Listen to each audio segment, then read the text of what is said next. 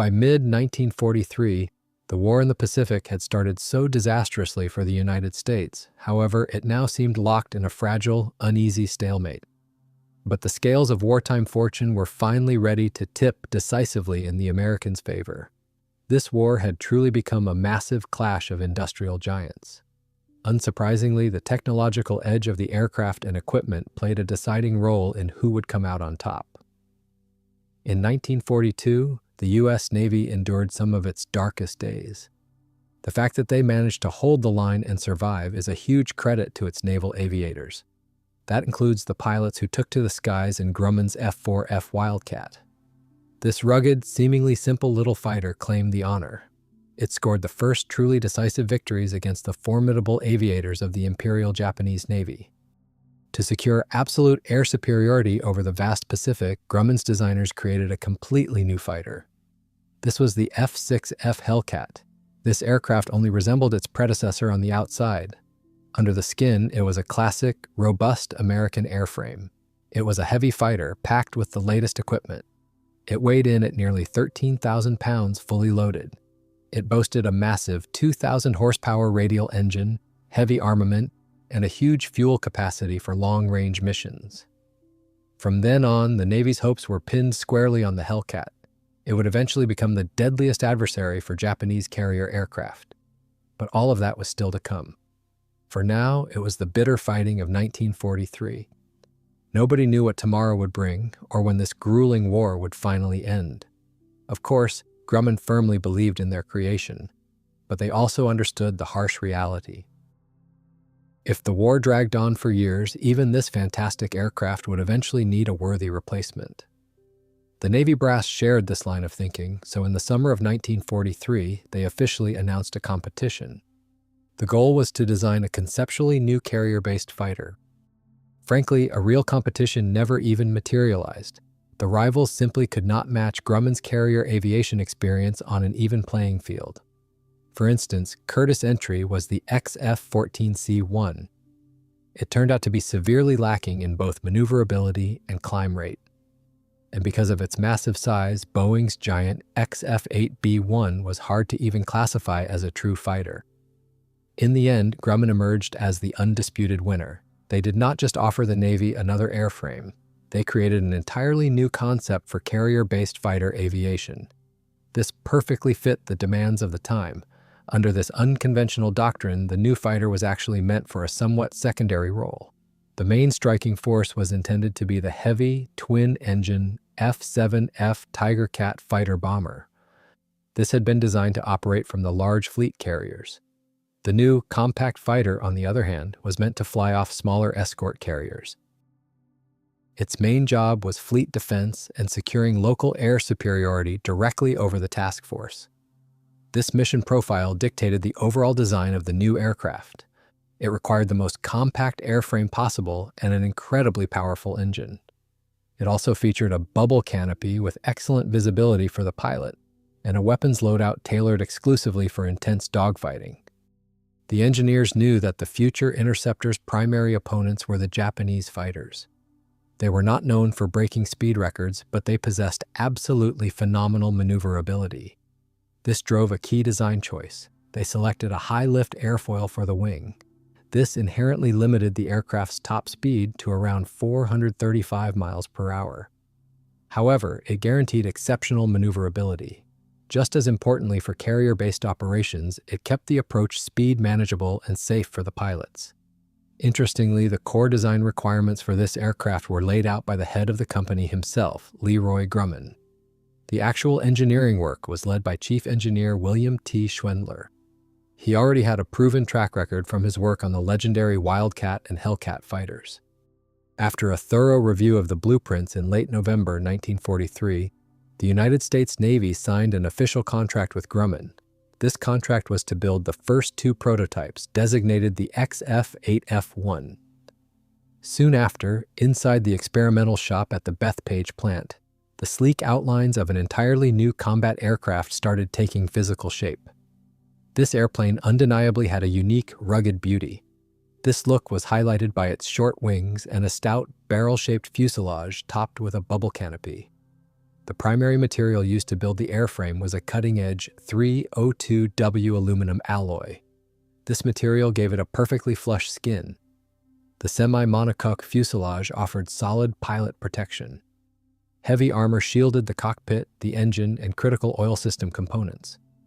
Thanks to advanced structural stress calculations, the engineers managed to keep the airframe surprisingly light. They paid special attention to the wing. It was designed to withstand a massive structural load of 9 Gs. The designers were able to shave off a significant amount of weight by introducing a breakaway wingtip concept. This relied on the absolute latest advances in metallurgy. The most fascinating engineering feature was the mechanism for these breakaway wingtips. It was designed to trigger if the aircraft suddenly exceeded its structural G limit. In a critical moment like that, the wingspan would instantly shed about 6.5 feet. This drastically reduced both the lift and the aerodynamic stress. It saved the main wing structure from snapping or suffering a catastrophic failure in mid-air. The remaining wing area was still more than enough for the pilot to safely disengage from combat and land the fighter. On August 21, 1944, the XF8F1 prototype was rolled out onto the tarmac for its maiden flight. Grumman's chief test pilot Bob Hall took the controls. That first flight was relatively brief, but it immediately revealed a major issue. The aircraft was severely directionally unstable. They tracked down the cause fairly quickly. Hot air exhausting from the oil coolers over the top of the wing was creating a turbulent wake. This buffeted the tail section. Once they relocated the exhausts to the underside of the wing, the handling issues disappeared. Even this first prototype was fully armed. It packed 4 wing-mounted 50 caliber M2 machine guns. The heart of the fighter was a massive Pratt & Whitney R2822W double wasp engine. It was equipped with water injection and a 2-speed supercharger. This was paired with a highly reliable 4-blade constant-speed propeller from Aero Products. For the second prototype, the engineers took things a step further. They installed an upgraded R2830W engine. Thanks to a fluid coupling on the supercharger drive, this engine completely eliminated any sudden power drops when shifting between supercharger speeds. During flight tests, the fighter hit an impressive top speed of around 422 miles per hour. Its climb rate was absolutely unmatched by any other American carrier-based aircraft. The XF8F1 boasted an initial climb rate of nearly 4,900 feet per minute. Even the tragic loss of the first prototype in March 1945 could not overshadow the program's massive success, especially since Grumman management already had a signed contract in hand to deliver over 2,000 production F8F1 fighters, officially named the Bearcat. The fighter was so promising that in February 1945, industrial giant General Motors was brought in to help with production. They were slated to build another 1,876 airframes under the designation F3M1. Under the Navy's ambitious plan, by January 1946, the brand new Bearcats were supposed to completely replace their F6F predecessors. This transition was to happen on both the assembly lines and in fleet combat squadrons. On the final day of 1944, the first pre-production F8F1 rolled out for testing. Compared to the prototypes, it featured several major improvements. For instance, the horizontal stabilizer span was widened by 12 inches. Additionally, a small dorsal fin was added to improve directional stability. Under the cowling sat an even more powerful ER2834W engine. This engine cranked out 300 more horsepower than the earlier power plants. At the Navy's request, internal fuel capacity was bumped up by 27 gallons. This brought the total fuel load to nearly 218 gallons. All fuel tanks were fully self-sealing to protect against battle damage. Even during the development of the experimental prototypes, the Navy handed down a new requirement. The aircraft had to be able to carry either 2 1,000-pound bombs or drop tanks under the wings. Engineers successfully integrated this on the second pre-production F8F1. To make it work, they installed reinforced hardpoints under the wings and fuselage. Aside from standard bombs and drop tanks, the design team also experimented with gun pods. Each of these pods housed twin 50 caliber machine guns. They even tried slinging massive 11.75-inch Tiny Tim rockets underneath. Although testing went reasonably well, these two exotic loadout options never saw widespread use. Instead, a loadout utilizing 5-inch AR and HVAR rockets proved much more practical. This configuration was the clear winner and eventually became standard for most production Bearcats. The aircraft got its first real taste of carrier trials thanks to Captain Robert Michael Edler. On February 17, 1945, he successfully trapped his F8F1 on the flight deck of the USS Charger. This final, critical phase of testing was a complete success. Of course, like any brand new airframe, the Bearcat had its share of teething troubles and specific handling quirks. For example, the landing gear retracted a little too violently. This sent a heavy thump right through the airframe. Furthermore, if a pilot pushed it past its never-exceed speed, the aircraft would experience severe buffeting. To recover from this, pilots were instructed to deploy special dive recovery flaps. These flaps were located on the underside of the wings. The fighter could also be overly sensitive to abrupt control inputs. This meant that pilots really had to stay on their toes. The final 10 out of the 23 pre-production Bearcats were handed over to Fighter Squadrons 18 and 19. That is where an intensive transition program kicked off to get pilots checked out in the new aircraft. VF-19 was the first squadron to successfully complete the syllabus. Interestingly, their ranks were filled with highly experienced pilots. These men already had at least one combat tour under their belts. One of those veterans was Lieutenant William Masoner. Flying the F-6F Hellcat, he had managed to shoot down an impressive 12 Japanese aircraft. After their training wrapped up on August 16, 1945, the unit deployed aboard the light carrier USS Langley. They sailed for the Pacific, heading straight for Japan. They were hoping to put their new fighters to the ultimate test in combat. But the Bearcat never actually saw action in World War II. August marked the final month of the war. Even before Japan officially signed the Instrument of Surrender, the American government started slashing defense spending. Initial procurement plans changed drastically. Grumman's orders were severely cut to just 765 aircraft. The multi-million-dollar contract with General Motors was canceled entirely. Immediately following VJ Day, a massive drawdown of the entire U.S. Navy kicked off. This hit the small escort carriers the hardest. That was the exact class of ships the F8F was originally designed for. Despite these cuts, by November 1946, 10 U.S. Navy carrier squadrons had been equipped with the new fighter. The pilots absolutely loved the aircraft. For many of them, flying the Bearcat remained a career highlight. Captain Gordon Firebaugh commanded one of these squadrons at the time, and he probably said it best. "I honestly believe this is the best airplane I have ever had the pleasure to fly. I had a dozen brand new, inexperienced pilots under my command. They had less than 400 hours of total flight time. Yet we completed a tough 4-month deployment at sea without a single issue. If you ask me, that is the best proof of just how incredible the F8F's flight characteristics really were." By 1948, the F8F1 had basically become the primary carrier-based fighter for the U.S. Navy. 747 Bearcats of this variant equipped 24 squadrons. Most of these were deployed directly aboard aircraft carriers. However, during fleet operations, Navy aviators noticed one pretty serious flaw in this otherwise excellent airplane. Its firepower was just too light for modern combat. This issue did not exactly come as a surprise to Grumman's engineers. The light armament was pointed out during the initial flight testing of the experimental prototypes, but the Navy decided to defer the upgrade until after the war. The foundation for the new, more heavily armed version was a standard production F8F1. This was temporarily designated the F8F1C. By the time the Navy signed the official contract for full-rate production of this updated fighter, the designation was changed to its final form. It became the F8F1B.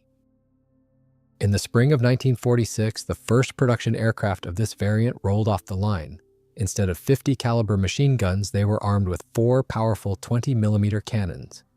Each cannon had a capacity of 205 rounds. Naturally, these cannons were almost twice as heavy as the previous guns. The weight of the ammunition and extra equipment went up significantly as well. All this extra weight took a slight toll on the fighter's maneuverability. Specifically, the airplane became a bit more sluggish in the roll and turn. It lost a little of the snappy handling the Bearcat was famous for. With the new M3 cannon, engineers achieved more than just serious firepower and excellent range. Their main achievement was the incredible reliability of this weapon. This was especially important since the frequent jamming of the older machine guns had been a constant headache for F8F1 pilots. During rigorous testing, the new cannon proved it could fire over 10,000 rounds without a single stoppage. By the end of January 1948, Grumman had rolled out 90 of these cannon-armed Bearcats. Though historians still debate the exact number of aircraft built, this is because different archival sources often show slightly different figures. While they were upgrading the aircraft's firepower, the developers decided to turn the Bearcat into a dedicated night fighter. To fly these night missions, they had to seriously upgrade the avionics. The aircraft got a GR-1 autopilot, a radar altimeter, a Mark 20 illuminated gun sight, and an IFF system. But the real standout feature of the upgraded fighter was the powerful ANAPS-19 radar. They packed it into a teardrop-shaped radar pod. This pod was slung right under the starboard wing. On top of that, to avoid giving away its position in the dark, the Night Bearcat got exhaust flame dampers on the engine stacks. All these upgrades were first tested on 2 production F8F1s. These became the very first prototypes of the Night Hunter. The test flights went surprisingly well. There were absolutely no issues with handling or carrier landing characteristics, so the project quickly got the green light. On November 15, 1946, the first production F8F1N fighters started entering service. They joined the United States Navy Night Squadrons CVN-1 and CVN-2. Later on, these units were split up to serve in the Pacific and Atlantic fleets. Their goal was to provide nighttime combat air patrol. Overall, the Night Bearcat kept its signature maneuverability and high speed. It easily matched the base F8F1. But it was not without its problems. At top speeds, the aircraft suffered from instability. This seriously frustrated Navy pilots. Plus, that bulky radar pod generated a severe turbulent wake. This airflow blasted straight into the cannon's shell ejection chutes. Because of this, the spent casings would either jam the guns or slam hard into the wing skin. This caused structural damage. Engineers had to scramble to redesign the ejection mechanism. This was needed just to stop the wings from getting chewed up by the fighter's own spent brass. In reality, mass production of the F8F1N was canceled for a completely different reason. It turned out that in real-world night combat, the Bearcat's phenomenal dogfighting agility was practically useless. Traditional dogfights rarely happened in pitch darkness. The heavier twin-engine F7F3N Tiger Cat was a much better fit for those jobs. It made for a far superior night interceptor. So after building just 36 Night Bearcats, Navy leadership decided to pull the plug on production entirely. Meanwhile, trouble was brewing for the Bearcat's successful career. When the aircraft started seeing widespread service in fleet squadrons, some serious design flaws began to surface. These flaws dated right back to the drawing board. The biggest issue was the discrepancy between the aerodynamic G-loads the fighter could pull in a hard maneuver and what its airframe could physically withstand. Grumman engineers had set the structural limit at 9 Gs. But in the heat of a dogfight, pilots could easily over-G the aircraft. This led to catastrophic structural failures. The first fatal crash caused by an over-G occurred in December 1945. And a year later, tragedy struck again. In one such incident, a Bearcat was flying right on the deck when it was buffeted by updrafts. The aircraft suddenly pitched up violently. The fighter instantly snapped into a roll and slammed into the ground at high speed. The investigation revealed that a sudden, severe wind shear created a G-load exceeding all structural limits. Because the aerodynamic load was unevenly distributed across the wings, the system designed to shed the safety wingtips triggered, but only one tip broke away. This resulted in an immediate loss of control. Concerned by this, Navy leadership immediately ordered new trials. During these tests, test pilots proved something remarkable. The aircraft could actually still fly and handle normally with just one wingtip missing. It was not long before this was proven in fleet service. It happened in Fighter Squadron 61. Pilot Benjamin Sanderson was in a steep dive on a training target over the gunnery range. Suddenly, the control stick became extremely erratic. Looking out, he was shocked to see that the outer left wing panel, along with half of the aileron, was completely gone. Meanwhile, the G-meter needle was pegged at an unbelievable 11 Gs. Despite the critical damage, the rugged fighter stayed airborne. The pilot managed to limp back to base and pull off a safe landing. However, not all in-flight incidents ended so well. This forced the Navy to issue a technical order. It mandated the installation of a synchronized wingtip jettison system on all F8F Bearcats. The wing structure itself also needed immediate reinforcement. Starting with the next production blocks, the aircraft reached the squadrons with a reinforced center section and a more reliable wing folding mechanism. The older welded parts were replaced with stronger riveted assemblies. Another major issue discovered during extensive fleet use of the F8F1 was just how difficult it was to manage its massive R2834W engine. When Pratt & Whitney developed the water injection system and fluid coupling for the supercharger, they were heavily drawing on classified research from German engineers. However, the United States did not gain full access to these technologies until after the war in Europe ended. Due to this initial lack of information, refining these complex systems took significantly longer than expected. The next engine variant, the R2830W, featured an innovative automatic engine control system. This was supposed to heavily reduce pilot workload when managing power settings during a dogfight. It was also designed to automatically deliver the optimal fuel mixture for any given flight regime. It sounded great on paper, but in practice, they never managed to get the system working reliably on production engines. In the summer of 1947, they installed this new power plant in a production F8F1 to begin initial flight testing. Almost immediately, the engineers ran into a serious issue. Even a slight increase in takeoff power caused the aircraft to lose longitudinal stability. Aerodynamicists strongly recommended increasing the vertical stabilizer height by 16 inches. But this introduced a new risk. The aft fuselage might not withstand the increased lateral loads and could suffer a structural failure. They had to find a compromise, so the vertical tail was ultimately only extended by 12 inches. Soon after, another aircraft equipped with the Dash 30 engine, converted from one of the earlier airframes, was rolled out onto the flight line. This specific aircraft was destined to go down in history as the prototype for the legendary fighter's second major variant, designated the F8F2. In total, nearly 300 of these fighters were built. They remained in active production from October 1947 right up until the end of May 1949. American pilots instantly fell in love with the responsive and sweet flying fighter. A great example of this comes from Colonel Ruddle. He was a United States Air Force pilot lucky enough to fly a brand new F8F2 in 1948. He recalled, 9 of our guys were sent down to Pensacola for a special exchange program. In August, we successfully finished our transition training in the F8F2. What a beautiful airplane. I just completely fell in love with it. This kind of praise is especially meaningful coming from a land-based pilot. Guys like that were usually pretty defensive whenever anyone suggested the Navy might actually have the better fighters. Here is a fun piece of naval aviation lore. American deck crews had a notorious tradition for dealing with aircraft that landed on the wrong carrier. If a pilot was forced by circumstances to trap aboard a ship other than his own, he had to pay the price for the local crew's trouble. The mechanics would jokingly but ruthlessly cover the airplane with graffiti and custom markings. This practice was known as zapping. It proved that the Navy's sense of humor was alive and well. However, no matter how much pilots loved their piston-engine F8F Bearcats, harsh reality was setting in. The jet age was rapidly dawning. It was hot on the heels of yesterday's masters of the sky. In the spring of 1946, the military set up a series of comparative flight tests at Naval Air Station Patuxent River. A production F8F1 squared off in a mock dogfight against Lockheed's new P-80 Shooting Star, which the Navy was evaluating for carrier operations. The results of this duel were pretty grim for the piston fighter. America's first production jet scored a decisive victory.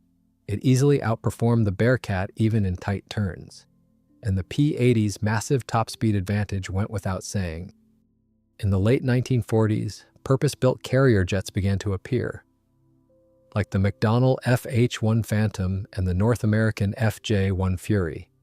These new, fast, and formidable fighters were quickly claiming their place on the flight decks of Navy flat tops. For piston-engine naval aviation, this meant only one thing. The time of the glorious F8F Bearcat was running out, and its days on the front line were numbered. As a final effort, Grumman released one more night fighter variant under the designation F8F2N. Fitted with legacy radar equipment, this aircraft was born more out of production momentum than any real tactical need. Only 12 of these fighters rolled off the assembly line. They never really caught on with the pilots or the top brass. A much more successful and effective variant was the photo reconnaissance version of the aircraft, designated the F8F2P. Inside the fuselage, engineers packed 3 powerful aerial cameras, specifically the K-17 and K-18 models. They were intended for detailed vertical and oblique aerial photography. 2 of these cameras were mounted in the sides of the aircraft, angled downwards. Meanwhile, the 3rd camera pointed straight down through a dedicated camera port located dead center on the belly. To protect the sensitive and expensive optics from runway debris and hot oil from the radiators, all 3 camera windows were covered by special protective shutters or deflectors. The armament on this recon variant had to be reduced. They kept only 2 M3 cannons. However, this weight reduction actually worked in the aircraft's favor. It significantly improved maneuverability and made the plane much lighter on the controls. Grumman's Bethpage plant rolled out a total of 60 F8F2P reconnaissance aircraft. Deliveries to combat squadrons began in January 1949, but the jet age was advancing rapidly. Barely a year later, Bearcats were already being relegated to the reserves en masse. Even the Korean War, which broke out shortly after, did little to change the fate of this piston-engine fighter. The U.S. Navy did not even include it on their official roster of frontline combat aircraft for the conflict. It seemed the era of this fighter had come and gone. The recon variants actually stayed in active service the longest. They flew all the way up until 1952. Back in the late 40s, some of the standard fighters were converted into drone directors. They received the new designations F8F1D and F8F2D. Meanwhile, in reserve and training squadrons, the Bearcats continued to fly until 1955. After that, they were finally completely phased out in favor of newer jets. There is another notable chapter in the F8F's history. On June 15, 1946, the famous U.S. Navy Flight Demonstration Squadron, the Blue Angels, put on their first ever public performance. That day, a spectacular 4-ship formation of Bearcats took to the skies. They were flown by highly experienced World War II veteran pilots stationed at Naval Air Station Jacksonville. It was during that very show that the crowd first saw that signature combination of blue and gold in the sky. That color scheme would go on to become the trademark of the Navy's elite aviators. From then right up to the present day, the Bearcat has remained a crowd favorite. It is a regular performer at major air shows across the United States, Europe, and Japan. And it is entirely possible that this legendary fighter will keep wowing crowds worldwide with its graceful aerial displays for years to come.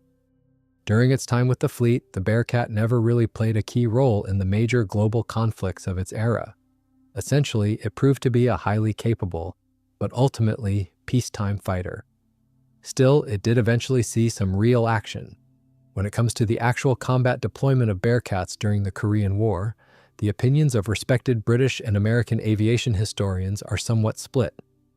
For instance, legendary British test pilot Captain Eric Brown wrote a regular column for Air International magazine. He noted that by the time the conflict broke out, the aircraft was already considered obsolete. As a result, they were reportedly being pulled from frontline squadrons and withdrawn from carrier decks en masse. On the other hand, American pilots Larry Slaga and Eddie Wilkins tell a different story in their detailed memoirs. They claim that Marine Corps Bearcats were actively flying combat missions throughout 1950. They operated out of air bases in Pusan and Taegu.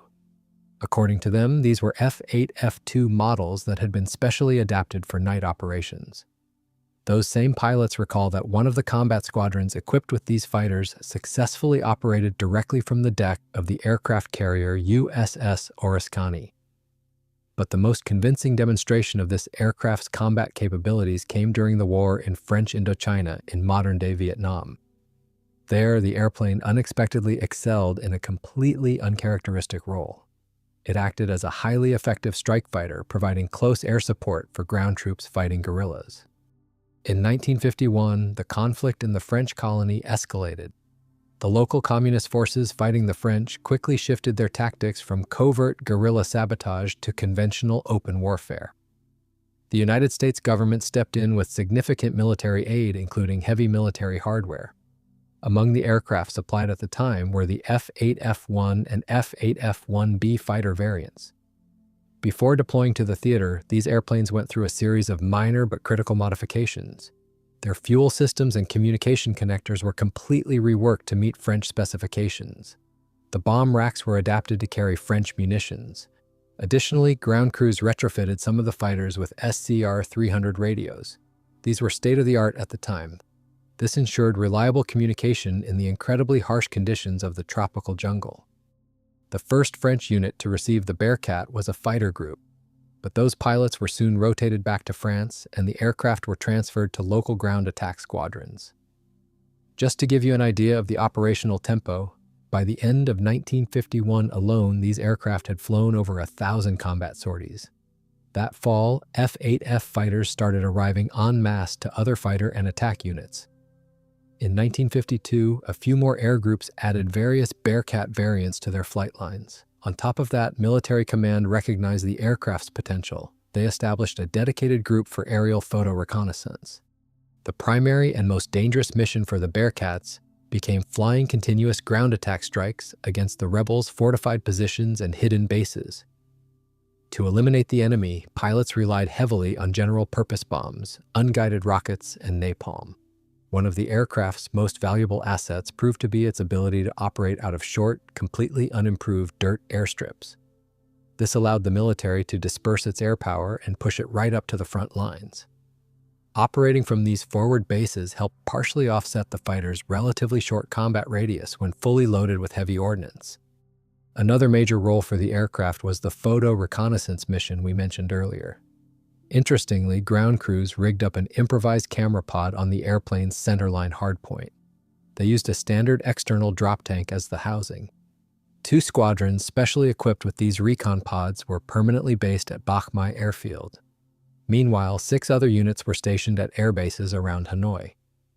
But the situation on the front lines was deteriorating. In the final stages of the war, guerrilla units made it nearly impossible for the French army to safely operate from their forward airstrips. Because of this, the fighters' short range became a critical liability. This severely limited the overall effectiveness of the F-8F. This grim reality played a fatal role during the siege of Dien Bien Phu. Lacking the necessary combat radius, the Bearcats were simply unable to provide the besieged ground troops with the vital close air support they so desperately needed. When the rebels unexpectedly got their hands on heavy anti-aircraft weapons, or AAA, it caused an immediate, brutal spike in losses for the French strike aircraft. The Bearcat's only real defense was its excellent maneuverability and blistering low-level speed. But this was no longer enough to reliably save pilots from intense ground fire. According to official records, over 3 years of fierce fighting, the French lost 64 Bearcats outright. Another 167 airframes took heavy damage. Modern historians, however, are pretty skeptical of those numbers. They lean toward the idea that actual losses were much higher. This is backed up by the fact that in the final months of the conflict, the French only had about 100 truly combat-ready F-8F fighters left on the flight line.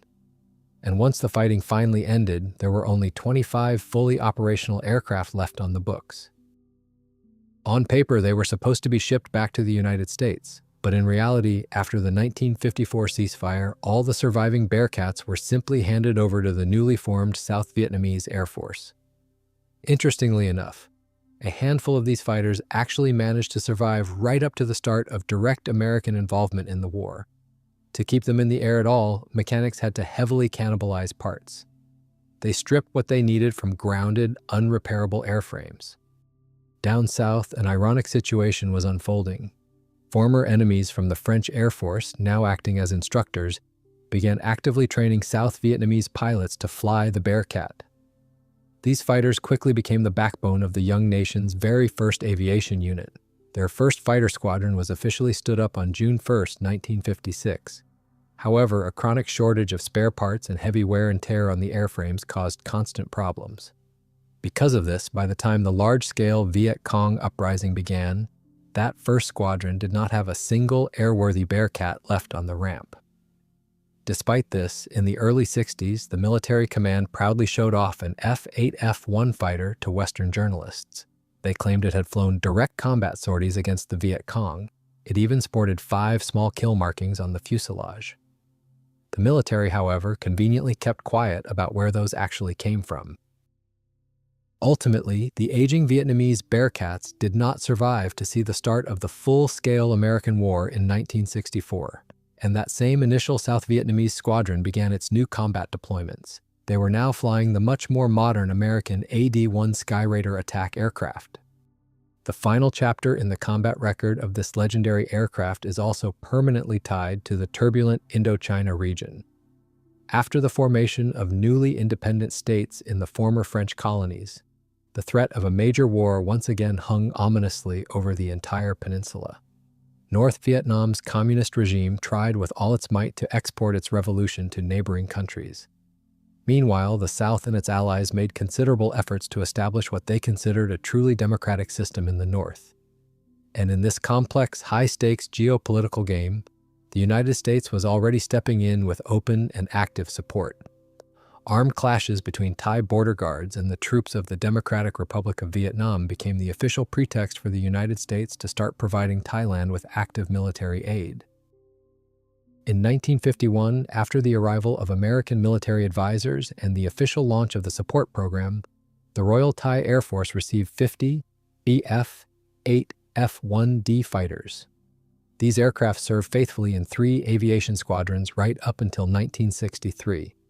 Most likely, only the cannon-armed Bearcat variants were used on the front lines. Meanwhile, the base F8F-1 models stayed in the rear as a reliable reserve and a source for spare parts. Of course, it is worth noting that these aircraft were not particularly effective against small, elusive guerrilla units hiding out in the dense tropical jungles. Essentially, the border clashes served as a catalyst for a massive influx of American military aid into Thailand. Meanwhile, in 1953, the last U.S. Navy fighter squadrons finally replaced their piston-engine Bearcats with the new Panther jets. All of the obsolete aircraft were placed into deep storage. These aging veterans sat idle at rear echelon airbases until July 1955. That is when they were officially retired from service. Some were scrapped while the rest were sold off to private owners. And just like that, quietly and without fanfare, the military career came to an end. It was an aircraft designed as the near-perfect fighter for close-in, maneuvering dogfights. Ironically, it was never once used for its primary role. Even so, the fierce Grumman fighter still proved its lethality. It performed exceptionally well in ground attack missions it was never even designed for. Moving away from the battlefields of Southeast Asia, the Bearcat also carved out a legacy in much more peaceful skies. As mentioned earlier, right from the first few months of its flying career, the Bearcat became a highly sought-after and popular guest at various aviation festivals and major air shows. Alongside standard production carrier fighters, specially modified demonstration aircraft also took part in these events. The first of these was the G-58A Gulf Hawk IV, which took to the skies for the first time in June 1947. This unique aircraft was custom-built specifically for the famous racing pilot Al Williams. Unfortunately, the fate of this particular airframe was tragic. Shortly after it was built, the aircraft was destroyed in a crash. This was caused by pilot error during an overly aggressive landing approach. The second demonstration aircraft was something of a mix and match project. It combined the powerful engine of the F8F-1 model with the rugged airframe of the F8F-2 variant. Grumman used it extensively as a display aircraft. Aside from its unusually shaped wingtips, the design boasted some other fascinating engineering solutions. For instance, the landing gear system featured a complex but incredibly well thought-out mechanism. During retraction, the upper part of the gear strut folded outward, while the lower section tucked inward. Thanks to this clever articulation, the long gear leg could fit into a surprisingly small wheel well in the wing. The cockpit was designed with a heavy focus on ergonomics. This made it surprisingly roomy and comfortable. While taxiing, the massive engine cowling did not obstruct the pilot's forward visibility at all. The engine started up without a hitch. During the takeoff roll, a pilot could jam the throttle right to maximum takeoff power without worrying about the aircraft nosing over. The aircraft definitely had its quirks, though. If you pushed it into a dive past Mach 0.75 without using the dive brakes, the flight controls would stiffen up. This risked a high-speed stall and an uncontrollable tumble. However, even at those speeds, this was not necessarily a death sentence. The pilot would get an early warning that they were approaching the critical limit through a noticeable buffeting in the stick. Interestingly enough, you could pull the airplane out of a steep dive using just the dive recovery flaps without even having to pull back on the stick. Stall speed sat right around 115 miles per hour. The flight range, even with an external drop tank, left a lot to be desired. Its combat radius barely reached 270 nautical miles. Top speed at 28,000 feet was 447 miles per hour. Its service ceiling reached 38,200 feet. Pilots noted that the Bearcat's main drawbacks were marginal directional stability and inferior IFF instrumentation compared to its rivals. After it was officially retired from service, a handful of surplus, disarmed airframes were scooped up by civilian aviators.